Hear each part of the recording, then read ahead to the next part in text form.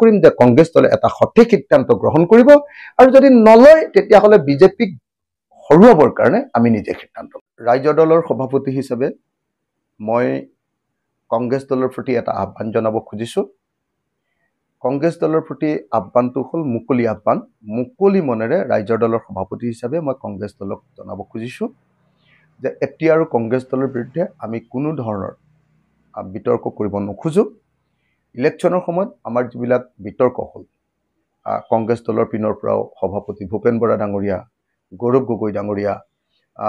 প্ৰদ্যুৎ বৰদলৈ ডাঙৰীয়া দেৱব্ৰত শইকীয়া ডাঙৰীয়া তাৰপিছত আৰু তেওঁলোকৰ ৱৰ্কিং প্ৰেছিডেণ্ট আটাইবিলাকে আমাক সমূহীয়াভাৱে আক্ৰমণ কৰিছিলে আমিও প্ৰত্যাক্ৰমণ কৰিছিলোঁ এইটো আছিলে যোৱা পঞ্চায়ত নিৰ্বাচনৰ আজিৰ যিটো পঞ্চায়ত নিৰ্বাচনত শেষ ভোট হৈছে সেই নিৰ্বাচনৰ এটা অংশ তো তেওঁলোকৰ প্ৰয়োজন হৈছিলে তেওঁলোকে আমাক আক্ৰমণ কৰিছিলে গতিকে এইটো আমি একো বেয়া ভাৱেৰে লোৱা নাই আজিৰ দিনটোৰ পৰা আমি কংগ্ৰেছ দলৰ প্ৰতি আক্ৰমণ প্ৰত্যাক্ৰমণ সম্পূৰ্ণৰূপে বন্ধ ৰাখিছোঁ আজিৰ পৰা আমি এটাই আশা কৰিছোঁ যে কংগ্ৰেছ দলে অতি সোনকালে 2026 চনৰ নিৰ্বাচনৰ কাৰণে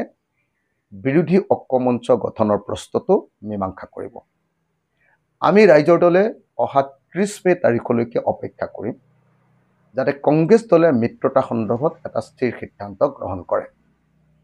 অহা 30 মেৰ ভিতৰত যাতে মিত্ৰতা সন্দৰ্ভত এটা স্থিৰ সিদ্ধান্ত হয় ইতিবাচক সিদ্ধান্ত হয় যে কোন দলে ক'ত খেলিব আৰু কেনেকৈ আমি বিজেপিক পৰাভূত কৰিব পাৰিম সাম্প্ৰদায়িক ফেচিবাদী দেশ বিক্ৰী কৰা বিজেপিক আৰু দেশৰ বস্তুৰ মূল্য বৃদ্ধিৰে সমগ্ৰ ভাৰতবাসীক একদম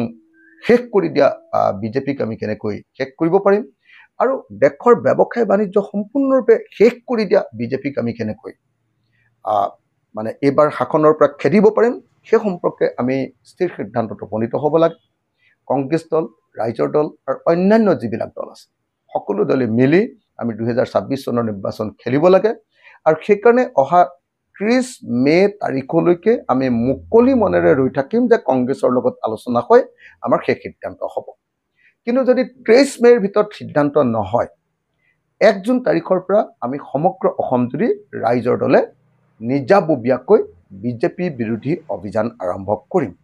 2026 চনৰ নিৰ্বাচনৰ কাৰণে আমাৰ অভিযান আৰম্ভ হ'ব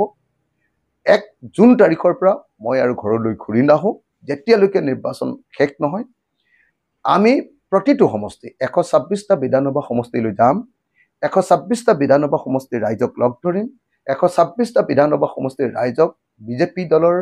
দেশ বিৰোধী জাতি বিৰোধী জনগণ বিৰোধী যিবিলাক কাম কাজ সেই সম্পৰ্কে সচেতন কৰিম আৰু আমি নিৰ্বাচনৰ কাৰণে ৰাইজক প্ৰস্তুত কৰিম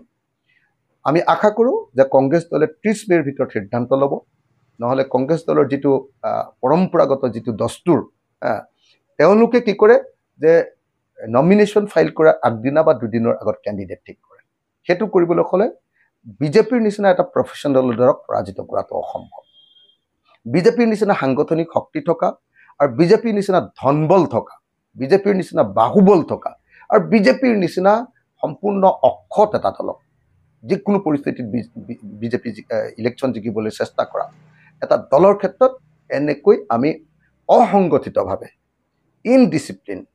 ভালকৈ নেখেলাকৈ ইলেকশ্যনত জিকাটো সম্ভৱপৰ নহয় সেইকাৰণে আমি আশা কৰিছোঁ যে 30 মেৰ ভিতৰত আমাৰ বুজাবুজি সম্পন্ন হ'ব কোনে ক'ত খেলিম সেইটো ঠিক হ'ব আৰু যদি 30 মেৰ ভিতৰত সিদ্ধান্ত নহয় তেতিয়াহ'লে আমি ৰাইজৰ দলে নিজাববীয়াকৈ আমাৰ কাম কাজ আৰম্ভ কৰিবলৈ বাধ্য হ'ম তাৰ আগলৈকে আমি আন সাংগঠনিক কাম কাজবিলাক আমাৰ আভ্যন্তৰীণ কাম কাজবিলাক কৰি থাকিম আৰু কংগ্ৰেছ দলৰ প্ৰতি অপেক্ষা কৰি ৰৈ থাকিম আৰু আশা কৰিম যে কংগ্ৰেছ দলে এটা সঠিক সিদ্ধান্ত গ্ৰহণ কৰিব আৰু যদি নলয় তেতিয়াহ'লে বিজেপিক হৰুৱাবৰ কাৰণে আমি নিজে সিদ্ধান্ত